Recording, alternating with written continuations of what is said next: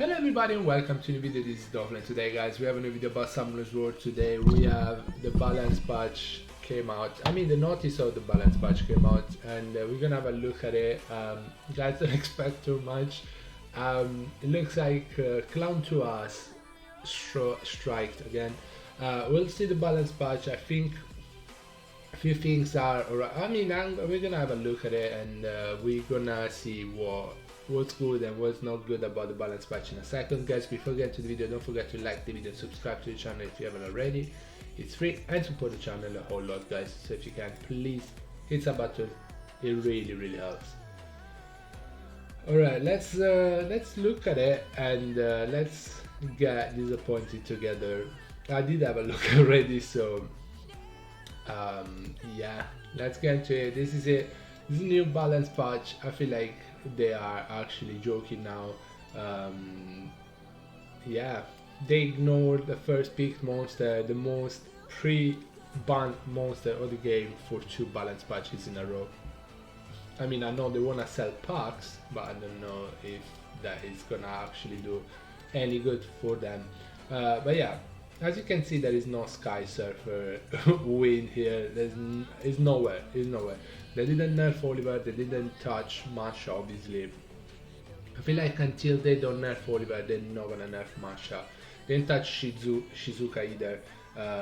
It's gonna be a weird balance patch, I'm not gonna lie. It looks like the laziest balance patch I've ever seen. There's so many LDs that need a little touch, at least, a little buff. But they went with the light totems, which need a buff, but this is not gonna help in my opinion, and it's the only LD that got a little buff anyway. So now instead of increasing attack bar of the light, which gets the attack the cooldown reduced, increase the attack bar of them and yourself by 50%. Also you can use this skill on yourself and you get 100% attack bar. I don't know if it's gonna make the light totem misusable. I don't think so. Fire King Fire, this is good because now Daphnis doesn't need to strip. If they have immunity, you need to strip, right? But if they don't have immunity, you can still defense break even if you don't strip. So we can set enemy defense for 1 turn without condition. Before it was if they don't have any buff, you wouldn't defense break, and now Daphnis defense break anyway. So that's really good because they had no immunity. You'll be like, okay, what do I do with Daphnis now? So that's really good. I'll give it to them. Wind Ryu got a little buff on skill 3. Now if the enemy has not been so now if the first attack lands as a critical hit, the second attack is activated. Before was if the enemy has no beneficial effect after the first attack, the second attack is activated. So it's gonna get at least the second attack up. Little buff, I guess, nothing crazy though. We know Myoji Drew got a little buff. Recovers the attack buff by 35% instead of 25% when enemy uses skill with cooldown time, which is not bad. It's a 10% attack bar extra.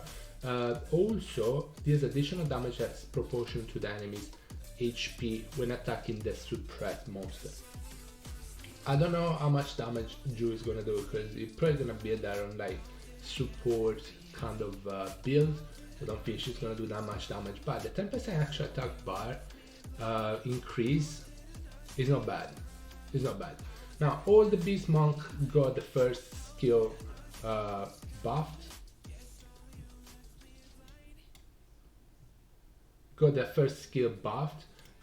Which is good because they're gonna strip. They're just gonna strip. They don't need to crit to strip. They have 75% chance of stripping skill 1, which is good.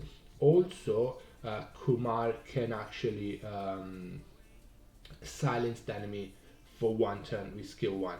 That's really good, I would say, but I don't think they're still okay for RTA. For siege defense, probably they got better now, but I don't know if they're gonna be used. But yeah, Beast Monks got that buff on skill 1.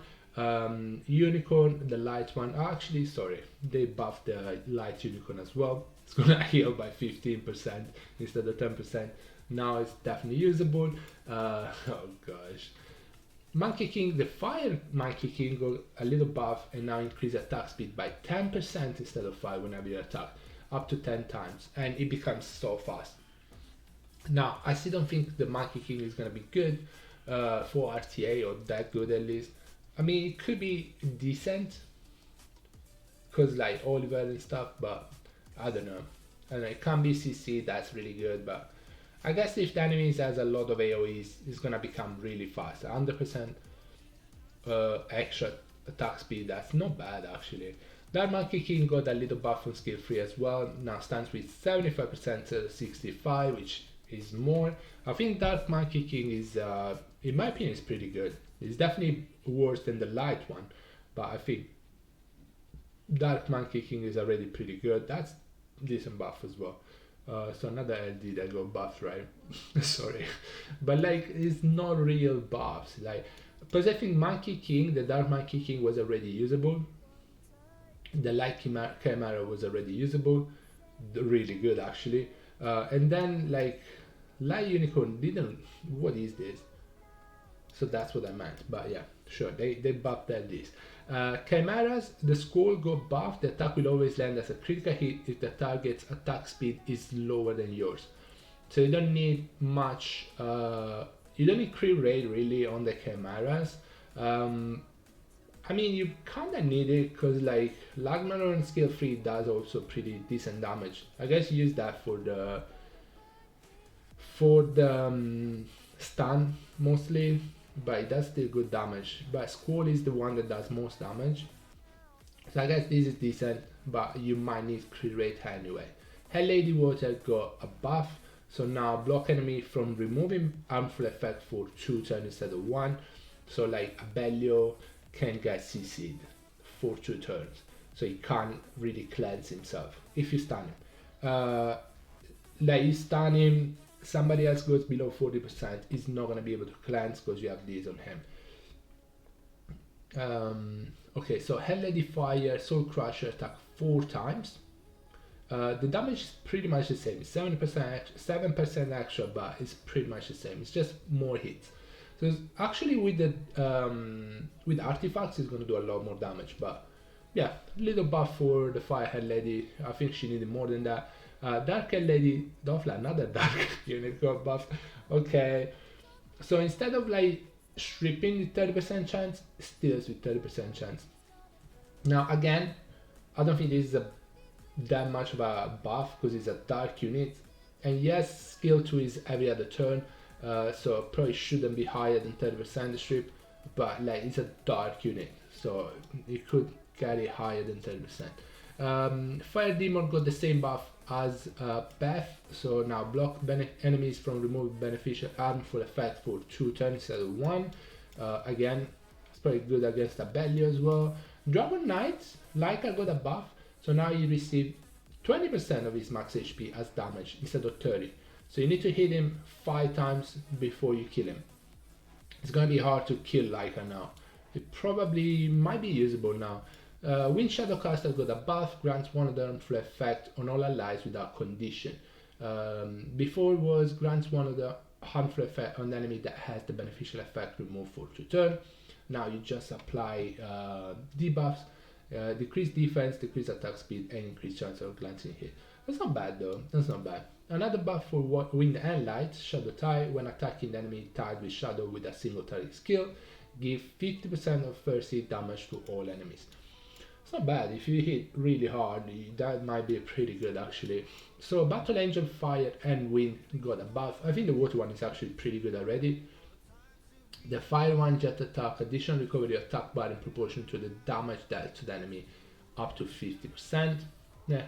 Battle Angel, Evasion, if the enemy attack you, you receive land as a glancing hit, you recover attack bar by 50%. That's not bad though. I mean, she's gonna be fast anyway, but 50% attack bar is pretty good, because then you can move really. Effect added, if the enemy target attack speed is lower than yours, the damage increase according to the difference between your attack speed and the enemy's attack speed up to 100%. Definitely need that faster, but still 50% attack bar increase is pretty decent. Weapon Master Fire got a buff. I don't know if I would call it a buff, but yeah, well, let's check it out. When an enemy or ally is defeated, your attack bar increased by 100% now, which is good. Your attack power increase equal to the that target's base attack power was. Base attack power. Now is your attack power increased by half or the that target's current attack power. So I think that's better actually. 50% up to 300%. I think this guy might be doing a lot of damage now. I'll build him. I'll build him with test him out. Joker Light Camouflage installs a bomb for 2 turns with a 25% chance when attacking. I guess that's skill 1 and skill 2. Now he has an AoE as well. It's not bad, that's really RNG. We might try him an RTA, I don't know. Robo Water Revival Sequence grants invincible on yourself for 1 turn after revival. That's good because otherwise you could just kill him anyway. Wind Robo Giant's Punch decrease enemy attack bar by 15%. That's not bad. The Dark One remove 1 beneficial effect from the enemy with a 50% chance. And then Fire, Wind and Dark, which have the same skill 2, I'm pretty sure. Absorb attack bar all enemies by 10%. It goes up to 15% now. I think the fire one was already good, and I think the wind one is actually pretty fun to use. Now even better, so good. Robo Wing Energy Bolt Awaken. Damage proportional to attack power, damage proportional to attack power and attack speed. So it does more damage. Decrease an enemy target attack bar by 30%. Absorb enemy attack. Okay, so you absorb the attack bar now. Robo Dark Energy Bolt Awaken, damage proportional to attack power and attack speed, like the wind one. Water Mermaid is gonna heal by 15% instead of 10. The wind one is gonna have attribute advantage. When attacking the enemy, increases the skill cooldown time by 1 turn instead of 2. Why would she get nerfed? Dark one, HP recovery amount by 20%. Fire and Dark Run life. When reviving the ally adds 3 turns, it adds 2 turns of cooldown time instead, because that ally targets HP and attack bar by 40%. It's not bad, but I still think the leader skill, the Beast Monks also change. So the water one has the speed lead, that's not bad, and the other ones have speed lead that makes sense because they were terrible in dungeons. So the leader skill was terrible, and now they have a leader skill that actually makes sense. The dark one has accuracy, which makes sense as well, and so on. The fire one, the Fire Death Knight also got HP leader skill, and then they actually rewrote the skills on some of the Kung Fu Girl and so on. Skills some also will be resolved and so on. Anyway, guys, that was it. No Oliver, unfortunately. We're gonna have another season of Oliver, at least half a season. I think I was expecting this because SWC is going on, so I think they're gonna keep Oliver meta units as they are until the SWC is over. Good for them. Anyway, guys, thank you so much for watching the video. Hope you enjoyed it. I'll see you on the next one. Bye bye, everybody. Take care, guys. Stay safe. Bye.